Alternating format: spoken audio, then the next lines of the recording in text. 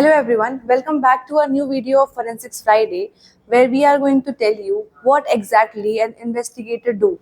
While handling a digital evidence in a legal case, an investigator follows different steps of digital forensic investigation, from the acquisition of evidence from the crime scene till presenting it in the court. So it all starts with the crime scene, where the investigating officer first secure the crime scene by preventing all the evidences present on the crime scene from any type of tampering or contamination for the admissibility of those evidences in the court.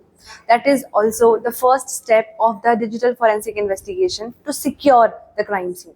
After securing the crime scene, we also need to identify all the potential evidences that are present on the crime scene that can be helping us and can be giving a fact into the legal case. Following to the next step of investigation, that is collection or acquisition of the digital evidences from the crime scene by using forensically sound methods, by maintaining the integrity and authenticity of those evidence. Now comes the most important part of the digital forensic investigation, the analysis part, where the investigator examines all the data that was extracted from the devices that were collected from the crime scene. Based on the analysis and examination of the digital evidences, the examiner will be generating a report and will be presenting it in the court, which will be leading the investigation to a judgment by the court. So that's the complete journey of a digital evidence, from discovery to the courtroom.